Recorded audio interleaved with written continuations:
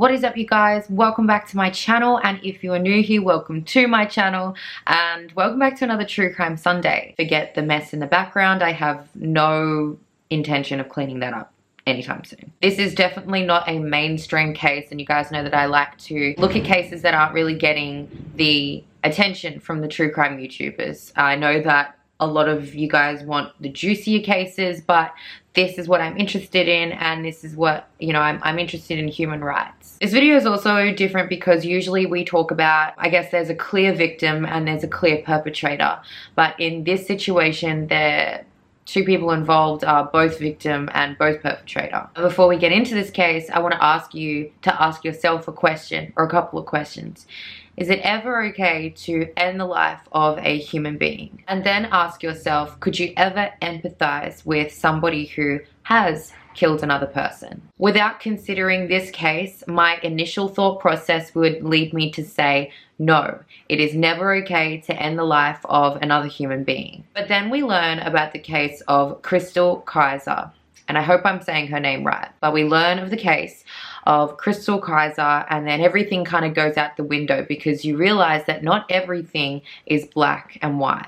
There's a whole bunch of gray area here. I would never say that killing somebody is okay, but in this case, I can understand how after a lack of psychological support and a failing legal system, I do understand how it happened, or at least where it came from. And before I jump right into the case, I do want to let you guys know that I am referencing a really good write-up by the Washington Post last December, and the journalist's name was Jessica Contreras.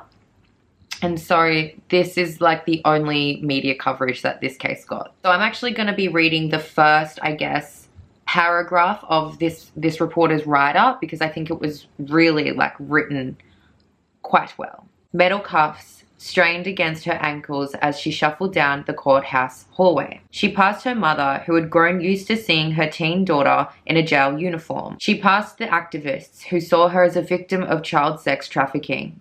She entered the courtroom, where she was facing life in prison on charges of murdering her alleged sex trafficker. The court calls 18 CF 643, said the judge at this November hearing. State of Wisconsin versus Chrystul Kizer. Chrystul looked up at him, then down at her hands. She sat between the public defenders assigned to her when she couldn't afford her own lawyer. Beside them was the district attorney, the lead prosecutor for Kenosha County, a lakefront community of about 169,000 people between Milwaukee and Chicago. Both sides agreed to certain facts about what had brought them here. When Chrystul was 16, she met a 33-year-old man named Randy Vola. Vola sexually abused Chrystul multiple times, and he filmed it. She wasn't the only one. And in February 2018, police arrested Vola on charges including child sexual assault. But then they released him without bail.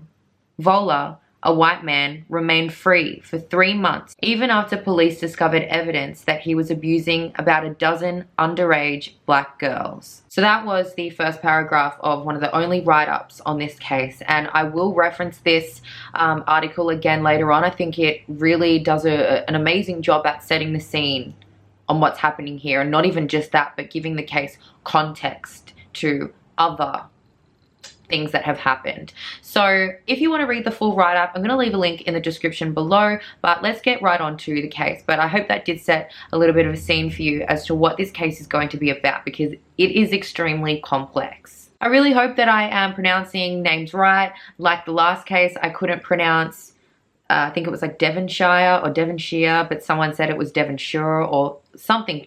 I don't remember what the name was of the place.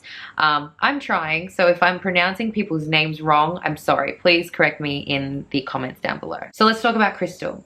So Chrystul Kizer was born to Devore Taylor, and Devore gave birth to Chrystul when she was only 16 years old. That is the same age that my mum gave birth to my brother. Very, very young. Devore worked 2 jobs to raise her daughter, and when Chrystul hit junior high, she was offered a place in a performing arts school. Chrystul loved playing violin. She said that her fingers were too, I guess, small to play guitar. She loved violin, and so when she was offered a place in this academy, she chose orchestra as her specialty. But because DeVore couldn't afford a violin for Chrystul, she put down a $100 deposit and she paid the rest off little by little so that Chrystul could pursue her passion. Now, DeVore went to night school, so she was taking night classes, and she also had 3 other children. Chrystul would look after her 3 siblings, and she would also be playing violin at all hours, trying to perfect Beethoven and Silent Night. Later on, DeVore would get a boyfriend who, in my opinion, exampled to Chrystul. This is one of the first instances where Chrystul is taught how men treat women. DeVore's boyfriend was violent towards her, and Chrystul would learn to take herself and her 3 siblings off into the room and wait for police. And this is also just my opinion, but I believe that in these early years, the way that the police handled this situation gave Chrystul a pretty clear idea on what happens when you ask for help, which is a whole lot of nothing. The police would rock up, they would tell DeVore's boyfriend to leave, he would leave, and then they would just leave, and then he would come back and it would be worse. It got to the point where DeVore had to take her children, basically abandon their apartment and go live in a shelter for a couple of months. They left everything behind. They would then get a new apartment, and DeVore would be working all hours of the day while her children were, I guess, you know, getting up to some not great things, especially her son. So while DeVore's son was doing bad things like stealing cars, Chrystul would start dating a man called Delane. And I'm so sorry if I say this wrong, because it could be Delane or Delaney or Delane. I'm gonna say Delane. But yeah, Chrystul started dating a man who was 3 years older than her and would become physically violent towards her. I guess it would have cemented how Chrystul thought men were supposed to treat women, because Chrystul still a baby at this point, and having constant male figures in her life abusing women. And if you're wondering why I keep bringing this up, it is basically to set the scene early to give you context on why she may have let things happen later on down the track. The family were doing it hella tough at this point in time, even though DeVore was working all hours of the day to support her family while also getting an education. Chrystul was looking for other means to buy food and buy books for school that I guess DeVore either didn't know about or maybe wasn't making enough money to be able to afford these extra things for Chrystul. And that's when a girl that Chrystul knew told her about a website called Backpage. And when she went on this website, that's when she met Randy Vola for the first time. On Backpage, she said that she was 19, but really she was 16 years old. Randy at the time of meeting her was 33 years old, and he would soon learn that she was 16. When they met up for the first time, she said she was nervous, but it got, I guess, easier from there. Randy would say that he likes her small body and he would give her money. I don't need to go into detail about what this older man was doing. I'm sure you get the picture, but she has constantly said when she's been asked about this, like, why did you go along with it? Obviously, she needed money, but also she was like, he was an adult. I didn't quite know it was wrong at the time. And that is something that you will hear victims of child sex trafficking say a lot, is that, you know, they're an adult. I was just doing what I was told. I didn't quite know that it was wrong, but I kind of knew it wasn't quite right. And that's how this, I wouldn't call it a relationship, but I guess that's what we're going to call it. I guess that is how the relationship started. This older man who is showering this little girl with kindness. She's not used to that. And also he is helping her afford food. So there's that as well. Now we know that Randy knew her real age because about a year after they met, he invited her over to celebrate her 17th birthday. And this is where he like showered her with cupcakes, and he also gave her acid. Something else that was happening around this time was that we know that Chrystul's brother had gotten into stealing cars, and Chrystul was driving one of these vehicles. She got pulled over, and that's when she got charged with driving a stolen car. She was arrested and the bond was set to $400, and Randy paid her bond. but it came with a price. I'm sure you know exactly what that is. I don't need to say it. Randy outlined exactly what he wanted from her and said that she owes him. And Chrystul, I guess this is the first time that she's seen this man who was, you know, showering her with things and I guess not demanding things from her. But now that he's paid her bond to get out of jail, he's demanding that she give him it. And she said that she didn't want to. She told him no, and he kept saying, you owe me this. You owe me because I just paid your bond. So I guess this is the first time that Chrystul is starting to really understand the power that this older man now has over her. And after seeing this side of Randy, she tried to cut him off. She moved out of her mother's house and moved into her boyfriend's place, and she cut contact off with Randy by saying, I want to take things seriously with my boyfriend. I don't want to speak to you anymore. But Randy flipped it. The rejection really angered Randy and it made him violent. He would threaten her life and say that if you stop talking to me, I'm going to kill you. And yeah, crazy man stuff. A lot of people have criticized Chrystul at this point. You know, when someone's threatening you, everyone says, go to the police. And so everyone's like, why didn't you go to the police when he's saying that he's going to kill you? And this is when Chrystul said, well, they never helped my mum. And this is where I'm bringing it back to, you know, all those examples where people are teaching this little girl what happens, you know, with men, what happens when you try and get help from the police. Like, she learnt from a very young age that people like the police that are supposed to help you often don't help you. So now, you know, when she's being threatened by this older man who really is a predator, she didn't go to the police because she didn't think that she could get any help from them. But little did Chrystul know, she wasn't the only underage girl that Randy was abusing. And she also didn't know that he had been filming her. Randy was involved in child sex trafficking and he was abusing dozens of underage black girls from the age of 12 years old. He had hundreds of inappropriate videos of children that he had purchased through the dark web. And he was also selling girls to other elderly or middle-aged men. He also began selling Chrystul, sometimes more than once a day. If you want the details of that, article below, I don't need to tell you though. But police were actually aware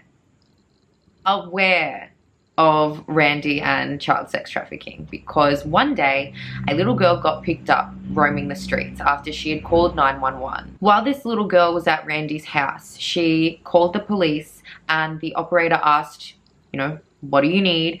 And she said that he had given her some drugs and he then said that he was going to kill her. And then she hung up. She was later found roaming the streets in literally all she was wearing was a bra and an unzipped jacket, and she had been given LSD. She was only 15 years old. Randy had told her that he liked little girls like her because he liked their bodies. In the report, we're going to talk about this a little bit later, but in the report from the officers picking this girl up off the street, one of the psychologists said that this victim was experiencing trauma bonding, which is something that it's kind of like Stockholm syndrome, except it's between a child sex trafficker and the victim, where the victim believes that the trafficker is either their boyfriend or their friend. She told the officer who picked her up that Randy had other girls that he was abusing too, and also that there were tapes. She told the officer 3 names of the girls that he had. Even though there was more, she knew 3 names, and one of them was Chrystul's name. Randy's house was then raided and they found computers, women's underwear, women's clothing. They also took hard drives. He was charged with child enticement, using a computer to facilitate a child sex crime, and second-degree sexual assault of a child, which is a felony. Now, usually for these types of charges, the bond is set anywhere upwards of $100,000, especially if you're wealthy, which Randy was wealthy. But guess what? Guess what his bond was? $0. He was released. He wasn't even held on bond. He was also never summoned to court, and it took the police 3 months to send this file to the district attorney, which had like hundreds of videos. And the Washington Post thing said, they got a quote from someone who said that this is like the DA would have loved this case. Like, this is the perfect case for a DA because it has all the evidence. It's got literally hundreds of videos.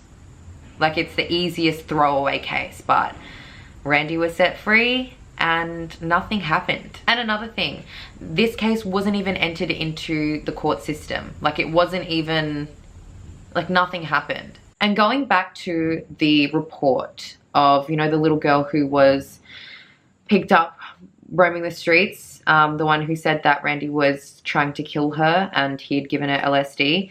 On that report, the arresting officer had written down that this little girl was prostituting herself out. And in that Washington Post article, they make a really good point to say that children can't prostitute themselves out. They're children. And the reason that arresting officers, or at least men in this situation who have an opinion on it, the reason that they think that children can prostitute themselves out is probably because they've got children of their own who would never do something like that or never fall for something like that. And so these little girls must have been asking for it. So Randy is set free. He sees no consequences for any of the things that are found and confiscated, and he continues abusing Chrystul. Now, Chrystul's boyfriend, who she had moved in with, Delane, he noticed a huge change in Chrystul's demeanor. Now, I don't know if it's because he thought someone was following her or if she said that maybe someone was following her as an excuse to be like, that's why my attitude has changed, or that's why I'm so jumpy all the time.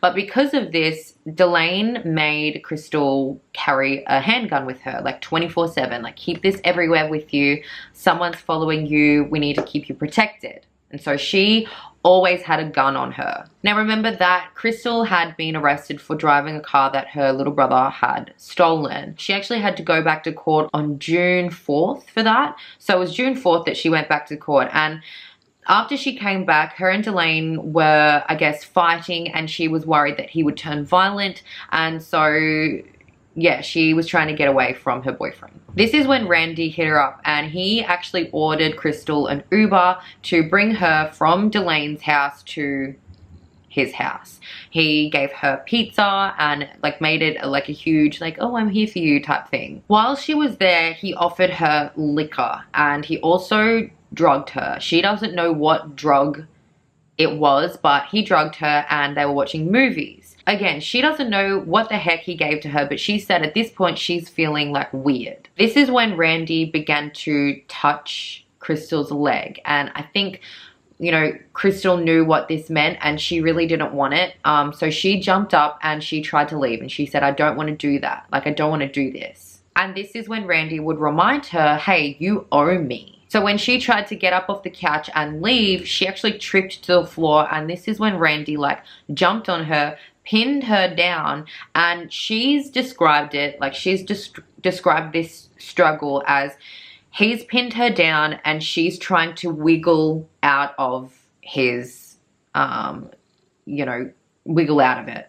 She said that the reason she was trying to do this is because Delane had pinned her down a couple of times before, and she's been able to get out of it by wiggling out. Randy applies more pressure, as in his body weight, and tries to rip her jeans off of her body. During this struggle, she reaches for her purse, and in a second, she whips out the gun and fires twice, and then she panics because she has just shot this man twice. Now remember that this is just a kid. She's watched Criminal Minds a couple of times, and she said that she had seen on this television show that setting fire to a crime scene will, I don't know, get rid of evidence or DNA or something like that. And so that's what she decides to do. She grabs the liquor that Randy was trying to give her and pours it everywhere. She grabs some toilet paper, lights it on fire, and the whole house goes up in flames. She took a laptop that Randy was gifting her for her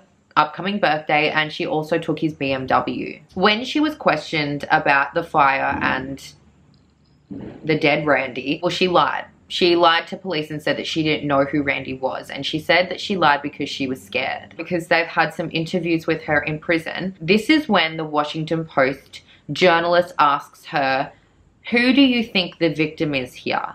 And it's interesting because Chrystul says, both of us. She says that he's a victim and I'm a victim. So she is well aware that, you know, she's done something wrong, and she sees her sex trafficker man as a victim. Another thing that I think is really interesting about this case is that it's just the timing of all of this and the inaction. So I think this next part is like remarkable, or just like incredible. Had it happened, you know, a couple of days earlier, I don't know.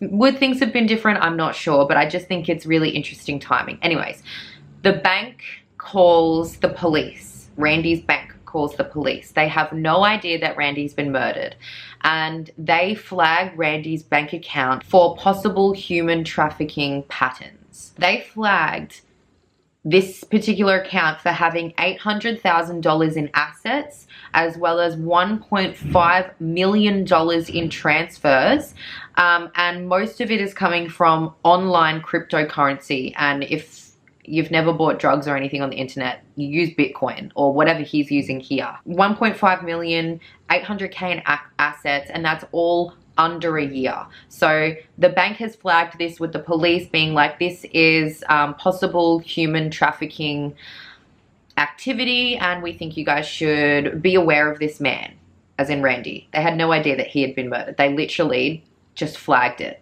with the police, and they were like, is this because he's been murdered that you're telling us this? And the bank was like, we actually didn't even know. Like, we're just telling you guys. So here's the thing. You would think it would be pretty cut and dry, you know, that it would be self-defense or whatever, but it's actually not. It actually gets really complicated, or at least it's very complex here. So the DA so the district attorney is trying to say that Chrystul premeditated this murder. That's for a couple of different reasons. Before we get into everyone's defense, I do just want to let you know that anybody, so these are the laws, so anybody paying for sex with a child is considered a child sex trafficker. Obviously, Randy did it himself, as well as selling girls to other people. But what I'm trying to say here is that you don't have to be moving humans or moving children or selling children to other people for them to,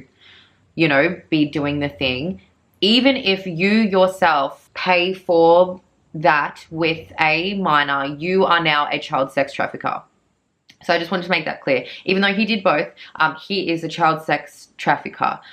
Whether or not he's moving girls, or whether or not he's doing it himself, or whether or not he's giving children to other men for them to do it. Like, he's doing all those three, but either one of them is considered a child sex trafficker. The next thing to know, that any victim of child sex trafficking is entitled to use affirmative defense. So an affirmative defense basically means that a victim of child sex trafficking can be excused from a crime if it is in direct relation or because they were being trafficked. So something that happens a lot, which is really disappointing and really gross, but when children are arrested for having sex with older men, they can be charged criminally for prostitution, even though they're children. But affirmative defenses, or at least like this law, the affirmative defense law came in, which said that if a child is a victim of child sex trafficking,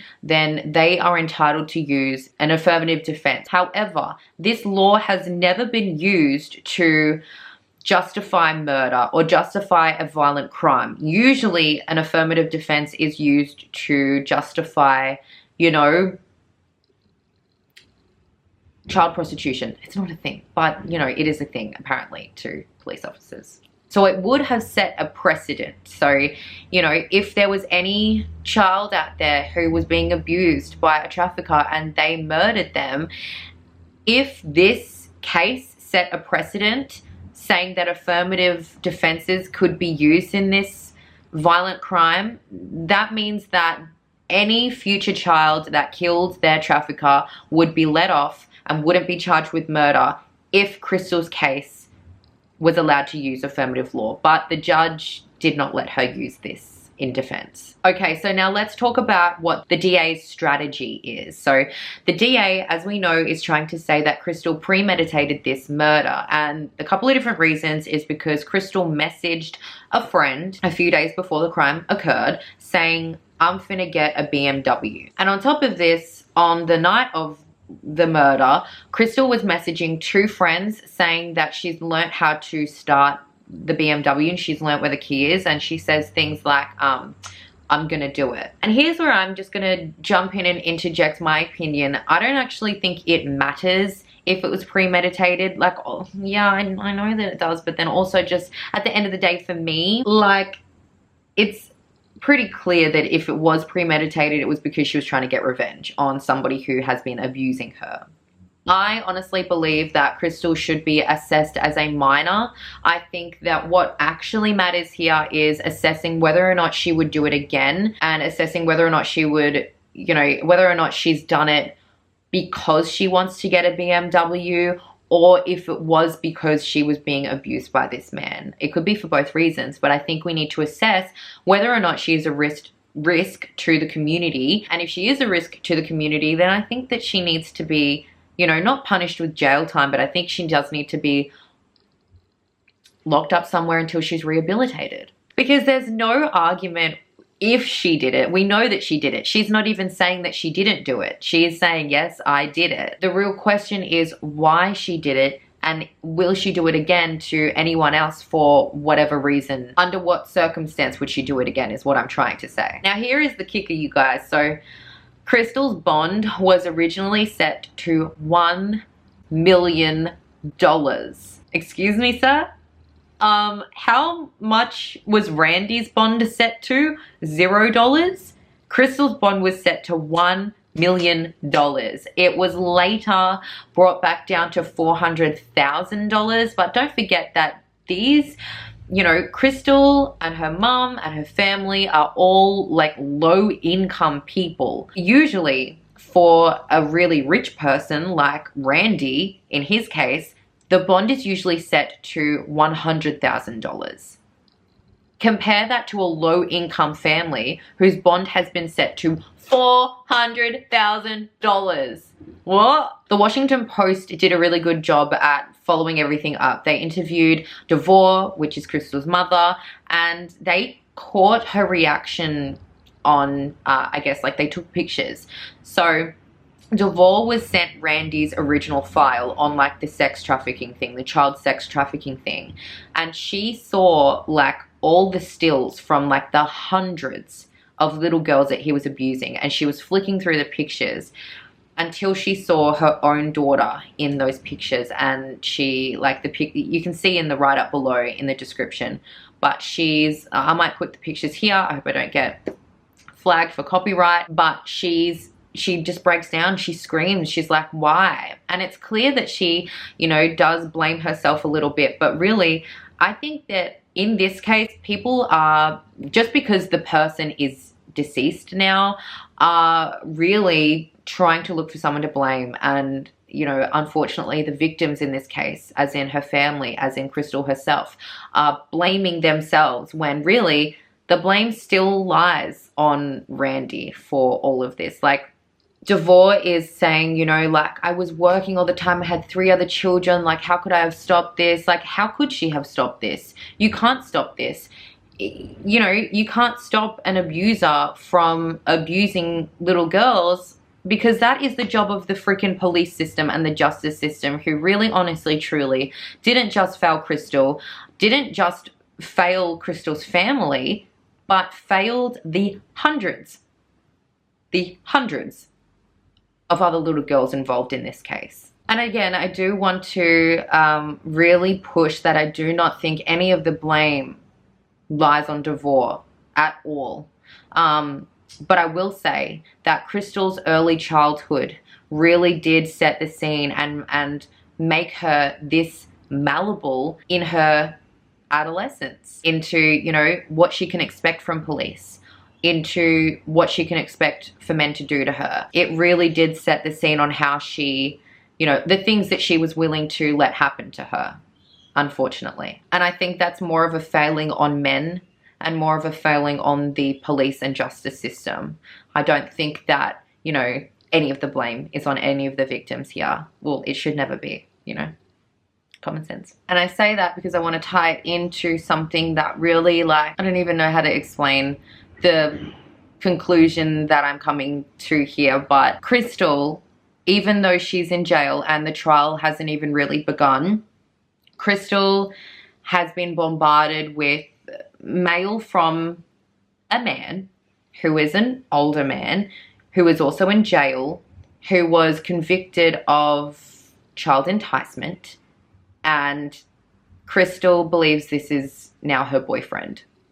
Not only does that show that, you know, she still isn't really receiving help on, you know, her mindset, because obviously there's something not quite right going on there, and that's because she's been taught all of these different things. But I also think that the fact that she is still involving herself in older men who have a proven record of abusing young women, I do think that that probably comes into trauma bonding as well, because don't forget, she is a victim of child sex trafficking, and this new man who is writing to her in prison very much resembles her abuser. So this month, Chrystul is due to go to court, and in this, it's not really a trial. She's basically just going to answer whether or not she's going to take a plea deal, which would have her in prison for like 43 years. So the plea deal would be under a felony murder, and it's an underlying charge of armed robbery because she did take the BMW. So anyways, you guys, I wanted to give this case a little bit more coverage because I don't see really anything on this case. The Washington Post does a really good job at contrasting this to this, is it Cyntoia Brown case? Very, very similar, except obviously in the other case she was released from prison and she got a book deal and she's telling her story and she's free, whereas Chrystul is still going through it. And you would think that after the previous case there would be some sort of precedent set. However, obviously the justice system is still not very understanding, or at least I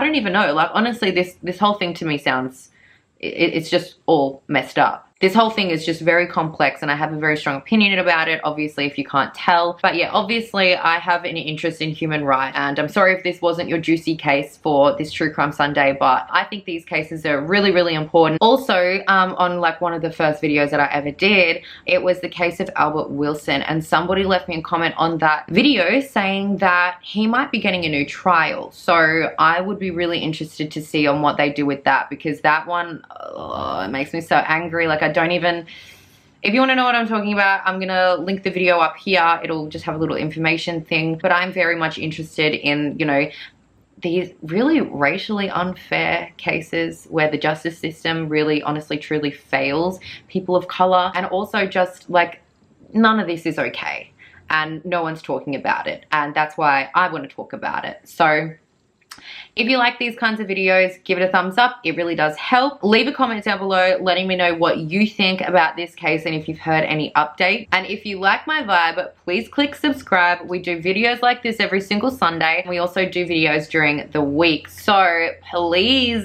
join my little family, jump on my team, and thank you so much for watching. I'll see you in the next one.